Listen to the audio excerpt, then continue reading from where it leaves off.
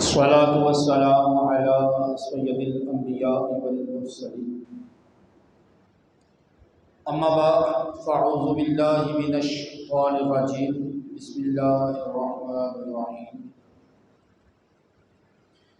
إن الذين قالوا ربنا الله ثم استقاموا تتنزل عليهم الملائكة صدق الله العظيم وصدق رسوله النبي الكريم ببرکاتہ ان اللہ وملائکتہ یصلون علی النبی یا ایھا الذین آمنوا صلوا علیہ وسلموا تسلیما۔ مل کر محبت سے درود و سلام پڑھیے۔ الصلاۃ والسلام علیک یا رسول اللہ وعلی آلک واصحابک یا سیدی یا حبیب اللہ۔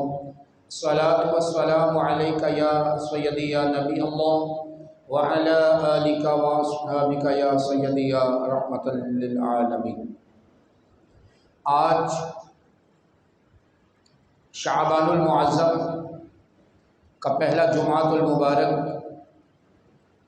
شعبان المعظم کی 3 تاریخ اللہ رب کریم کا فضل، اس کا احسان، اس کا کرم ہے کہ اس نے ماہ شعبان المعظم کا یہ پیارا مہینہ، برکت والا، شان والا، عظمت والا، رفعت والا، بلندی والا یہ مہینہ ہمیں دیکھنا نصیب فرمایا۔ نبی پاک علیہ الصلاۃ والسلام جیسے رجب کا مہینہ شروع ہوتا تو آپ یہ دعا فرماتے اللہ کی بارگاہ میں کہ یا اللہ ہمیں شعبان المعظم دیکھنا نصیب فرما اور ہمیں رمضان سے ملا۔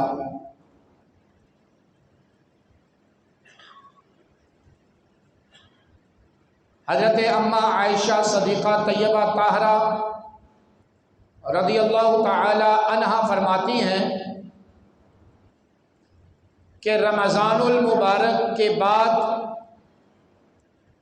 جس مہینے میں امام الانبیاء آمنہ کے لال سرور دو جہاں امام الانبیاء خاتم النبیین والمرسلین سب سے زیادہ روزے رکھا کرتے تھے، وہ ماہ شعبان المعظم ہے۔ اور ماہ شعبان المعظم کا حضور بڑی بے چینی سے، بے تابی سے انتظار فرمایا کرتے تھے۔ اس مہینے کی برکتیں، فضائل، اس کے اندر اللہ رب کریم کی رحمتیں خاص ہو جاتی ہیں، کیونکہ اس کے بعد ماہ نور یعنی ماہ رمضان المبارک کی آمد ہوتی ہے۔ اب اس مہینے کا انتظار کرنا، اس مہینے کا اہتمام کرنا، اس مہینے کا ادب اور لحاظ کرنا، اس مہینے کو تکریم، عزت، رفعت اللہ نے عطا فرمائی، تو اس مہینے کی برکتیں حاصل کرنا ہر مسلمان مرد و عورت، مومن عاقل و بالغ کو چاہیے کہ وہ ماہ شعبان المعظم کی برکتیں خوب حاصل کرے۔ اب مہینہ تو اپنے مقررہ وقت پر ہی آئے گا، چاند نظر آئے گا تو مہینہ شروع ہو جائے گا۔ اب اس کا بے تابی سے انتظار کرنا، اس کا ویٹ کرنا، اس کشمکش میں رہنا کہ کب ماہ شعبان شروع ہو اور کب ماہ شعبان گزرے تو ماہ رمضان کی آمد ہو۔ فرمایا ماہ شعبان کا ایک ایک دن گنو، ایک ایک لمحہ گزارو تو یہ سوچو، اس فکر میں لگے رہو کہ اس کے بعد ماہ رمضان المبارک آنے والا ہے۔ تو اب اس مہینے کا انتظار کرنا کیسا، اس میں کیا برکت ہے، کیا فضیلت ہے، اس کی کیا خصوصیت ہے؟ تو فرمایا یہ اللہ کی رحمتوں کا مہینہ ہے، اس کا انتظار کرنا بھی تمہارے لیے باعث برکت ہے، تمہارے لیے باعث ثواب ہے۔ اب ہمارا کوئی گیسٹ، ہمارا کوئی مہمان آؤٹ آف کنٹری سے آ رہا ہو، کسی کا والد، کسی کا بھائی، کسی کا دوست، بہت خاص، بہت عزیز، دل عزیز آ رہا ہو، اب معلوم ہے کہ اس کی فلائٹ سیٹرڈے کو ہے، شام کو 5:20 پہ فلائٹ اترے گی اور 6 بجے وہ ایئرپورٹ سے باہر آئے گا، مگر 4 دن پہلے ہی، 5 دن پہلے ہی، 10 دن پہلے ہی ہمارے دل میں خوشیاں ہوتی ہیں، انتظار کی ایک کشمکش ہوتی ہے، ایک انتظار کا مزہ ہوتا ہے، اس کے آنے کا انتظار ہوتا ہے، اس کو دیکھنے کا انتظار ہوتا ہے، اس کو ملنے کی طلب ہوتی ہے۔ تو یہ کیا ہے؟ ہوتا ایسا نہیں ہوتا۔ اب کسی کا مدینے کا ٹکٹ ہو، ٹکٹ اس کا ہے، آج 24 تاریخ ہے، اس کا ٹکٹ ہے اگلے مہینے کی 5 تاریخ کو، 5 مارچ 2023 کو، لیکن اس کو ابھی سے بےتابی ہوتی ہے، نیند بھی نہیں آتی ہے۔ مدینے کی طلب ہی ایسی ہے۔ جنہوں نے ایک بار دیکھا وہ یہ دعا کرتے ہیں، یا اللہ ہمیں بار بار مدینہ دکھا دے، یا اللہ ہمیں بار بار مدینہ دکھا دے۔ جنہوں نے نہیں دیکھا وہ کہتے ہیں، یا اللہ ایک بار ہی دکھا دے، ایک بار دکھا دو رمضان میں مدینہ، ایک بار ہی دکھا دو رمضان میں مدینہ، بے شک بنا لو آقا، بے شک بنا لو آقا، مہمان دو گھڑی کا، یا مصطفیٰ عطا ہو۔ تو جنہوں نے مدینہ دیکھا ہے وہ یہ آرزو کرتے ہیں، یہ طلب کرتے ہیں، یہ خواہش رکھتے ہیں، یا اللہ ہمیں بار بار مدینہ دکھا دے، ہمیں بار بار حرم شریف دکھا دے، حرم کی بہاریں، مدینے کے مزے دکھا دے، مدینے میں سحری اور افطاری دکھا دے۔ لیکن جنہوں نے نہیں دیکھا وہ کہتے ہیں، یا اللہ اے مالک ایک بار ہی دکھا دے۔ تو اس مہینے کا انتظار کرنا یہ بھی برکت ہے، یہ بھی رحمت ہے، یہ بھی باعث ثواب ہے۔ کیوں؟ اس مہینے میں عبادت کو تیز کیا جاتا ہے، نوافل کی عادت بنائی جاتی ہے، قرآن مجید فرقان حمید کی تلاوت زیادہ کر دی جاتی ہے۔ کیوں؟ فرمایا اس کے بعد ماہ نور، ماہ رمضان المبارک آنے والا ہے۔ ماہ رمضان وہ ہے کہ جس میں تم نفل پڑھو گے ہم تمہیں فرض کا ثواب عطا کر دیں گے، جس میں تم فرض ادا کرو گے ہم تمہیں 70 گنا ثواب عطا فرما دیں گے۔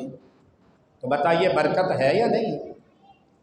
صحابہ اکرام علیہم رضوان کا یہ انداز تھا، ان کا یہ طریقہ تھا کہ جیسے رجب آتا تو رجب کے بعد شعبان کی آمد ہوتی تو اس کو جس کا دینا ہوتا دے دیتے، جس سے کچھ لینا ہوتا لے لیتے، اپنے کام کاج وائنڈ اپ کر دیتے، کلوز کر دیتے، اپنی مصروفیات ختم کر دیتے، اور ماہ رمضان شروع ہوتے ہی اپنا ڈیرا مسجد میں لگا لیا کرتے تھے،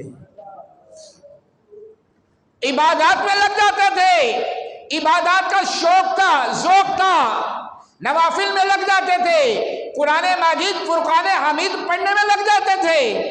لیکن افسوس آج کا مسلمان بھی پلاننگ کر رہا ہوگا، آج کا مسلمان بھی جستجو میں ہوگا کہ آج شعبان کی 3 ہو گئی، رمضان میں 27 دن رہ گئے، رمضان میں 26 دن رہ گئے، پھر رمضان میں 20 دن رہ گئے، پھر رمضان میں 15 دن رہ گئے۔ کسی نے کھجوروں کا آرڈر کر دیا ہوگا، کسی نے 5 لاکھ روپیہ دودھ والے کو جمع کروا دیا ہوگا، کسی نے فلاں جگہ ٹھیلا لگانے کی سیٹنگ کر لی ہوگی، کسی نے پکوڑے اور سموسے بنانے کی ترکیبیں بنا رہا ہوگا۔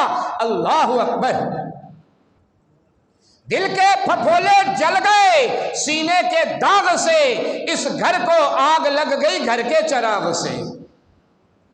باہر جتنے بھی آؤٹ آف کنٹریز ہیں، یورپ ممالک کے اندر بھی کئی ممالک ایسے ہیں جو رمضان کا ادب کرتے ہیں، لحاظ کرتے ہیں، تکریم کرتے ہیں اور با ادب با نصیب ہوتے ہیں۔ ان میں سے کوئی ایسے ہوتے ہیں جن کو اللہ ایمان کی دولت سے مستحفظ فرما دیتا ہے۔ کیا کرتے ہیں وہ؟ ماہ رمضان آنے سے پہلے ہی چیزوں کے ریٹ کم کر دیتے ہیں۔ ہر بڑے بڑے مارٹ کے باہر، بڑے بڑے جنرل سٹورز کے باہر لکھا ہوتا ہے رمضان کی آمد، رمضان کی خوشی، مسلمانوں کا مہینہ آیا ہے، اس پہ 50% ڈسکاؤنٹ۔ لیکن ہائے افسوس مسلمانوں پر کہ یہ ماہ رمضان کو عبادت کا مہینہ نہیں سمجھتے، برکت کا مہینہ نہیں سمجھتے، فضیلت کا مہینہ نہیں سمجھتے، ماہ نور نہیں سمجھتے، ماہ تجلیات کا مہینہ نہیں سمجھتے، یہ لوٹ مار کا مہینہ سمجھتے ہیں۔ کپڑے مہنگے کر دیے جاتے ہیں، آٹا مہنگا کر دیا جاتا ہے، راشن مہنگا کر دیا جاتا ہے، ہر ضروریات چیز جو ہے، اشیاء ہے، وہ مہنگی کر دی جاتی ہے۔ مسلمانوں کے لیے بجائے آسانیاں پیدا کرنے کے اور تنگیاں اور دشواریاں پیدا کر دی جاتی ہیں۔ اللہ کبیرہ! سبزیاں مہنگی کر دی جاتی ہیں، فروٹ مہنگا کر دیا جاتا ہے، سموسے پکوڑے مہنگے کر دیے جاتے ہیں، ہر ضرورت اشیاء کو اس کا ریٹ ایسا کر دیا جاتا ہے کہ غریب آدمی صرف افطاری میں پھل دیکھ کر خوش ہو رہا ہوتا ہے، یا وہ پورا مہینہ یہ دیکھ رہا ہوتا ہے کہ آج افطاری کہاں پر ہوگی، آج افطار کی محفل کہاں پر ہوگی۔ وہ بیچارہ وہاں جا کر افطاری کرتا ہے۔ ہونا تو یہ چاہیے کہ ہر چیز کا ریٹ کم ہو جائے، مناسب ہو جائے، ہر غریب آدمی، ہر مزدور طبقہ آدمی، ہر لیبر ورکر آدمی اپنا سامان خریدے، اپنی اشیاء خریدے، اپنی سبزیاں خریدے، اپنا فروٹ خریدے اور اپنے بیوی بچوں کے ساتھ بیٹھ کر سحری اور افطاری کر رہا ہو۔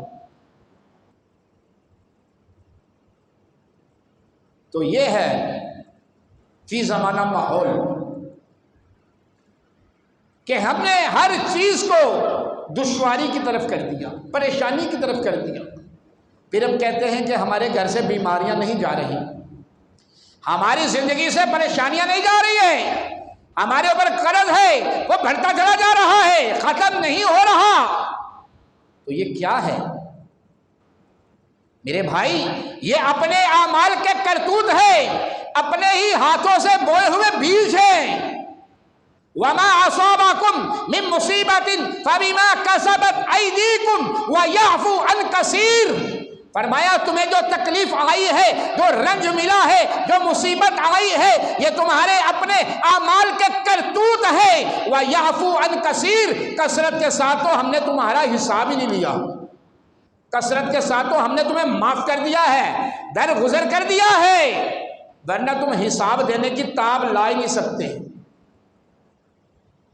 تو اس لیے ہمیں چاہیے کہ ہم خود کم از کم دوسرے مسلمانوں کے لیے آسانیاں پیدا کریں، ہمارے اختیار میں جو ہے ہم وہ تو کریں، ہم جتنا کر سکتے ہیں دوسروں کے لیے آسانیاں تو پیدا کریں۔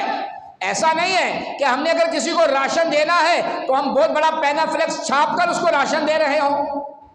راشن تو ہم نے اس کو دے دیا، اس کے بیوی بچوں نے استعمال بھی کر لیا، لیکن آپ نے اس کا عزت نفس تباہ و برباد کر دیا، آپ نے اس کو تذلیل کر دیا۔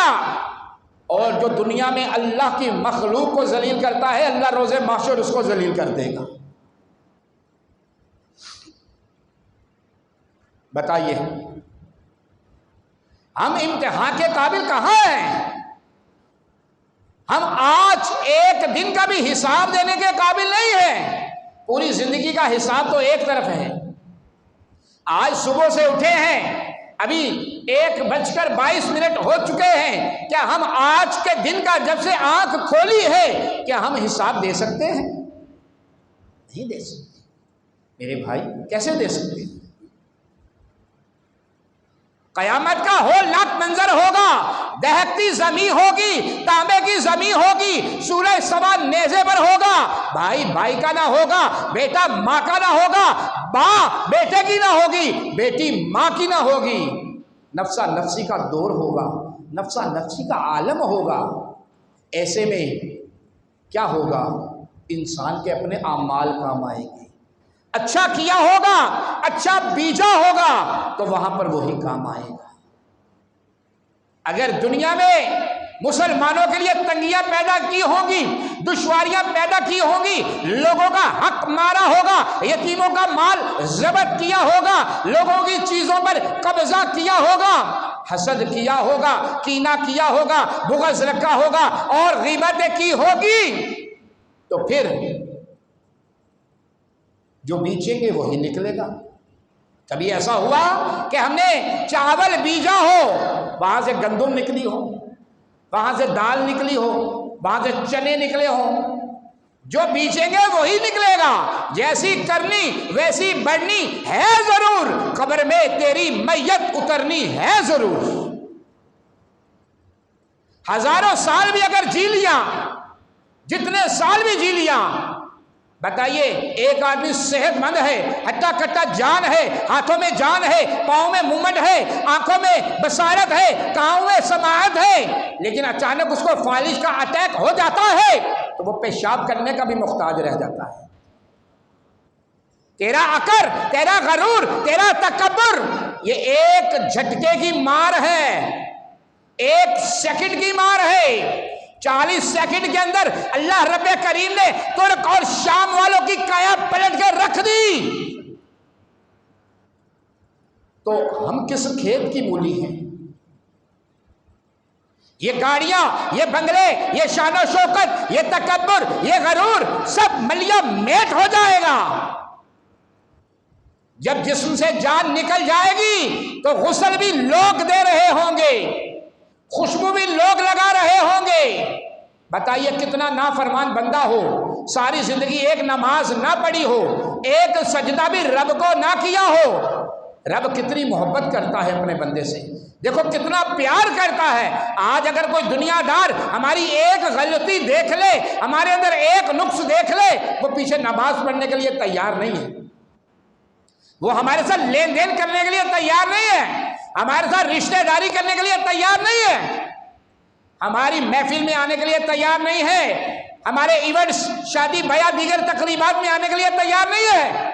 بولتا یہ لوگ صحیح نہیں ہیں، یہ لوگ ٹھیک نہیں ہیں، لیکن سارا دن بدعمالیاں کرتے ہیں، نماز نہیں پڑھتے، قرآن نہیں پڑھتے، رب کی ناشکری کرتے ہیں، لیکن اگر اسی حالت میں بندہ دنیا سے چلا جائے، رب پھر بھی کتنا پیار کرتا ہے، رب بھی کتنا پیار کر رہا ہے، حکم دے رہا ہے میرے بندے کو غسل دیا جائے، میرے بندے کو خوشبو لگائی جائے، صاف ستھرا کفن پہنایا جائے، اور اس کی با اہتمام نماز جنازہ کروائی جائے، اور پھر لوگ پروٹوکول کے ساتھ، اہتمام کے ساتھ، عزت کے ساتھ، ادب کے ساتھ اٹھاتے ہیں۔ ذرا سی چارپائی دائیں بائیں ہو تو آواز لگ جاتی ہے، چارپائی کو سیدھا کرو، مردے کو تکلیف نہ ہو جائے۔ رب کتنا پیار کرتا ہے، کتنی محبت کرتا ہے، اور اس دن جب بندہ مر جائے گا، دنیا سے چلا جائے گا، کوئی آگے نہ ہوگا، سب اس کے پیچھے چل رہے ہوں گے۔ پروٹوکول ہے، اللہ نے دیا ہے، اپنے بندے کو دیا ہے کہ بندے تو نافرمان تھا، تو گناہگار تھا، تو بندہ ہے، لیکن میں تو خالق ہوں، میں تو رازق ہوں، میں تو مالک ہوں، میں تو عالم الخبیر ہوں، عالم البصیر ہوں، مجھے تو الغفار کہا جاتا ہے، مجھے رحمان کہا جاتا ہے، مجھے رحیم کہا جاتا ہے۔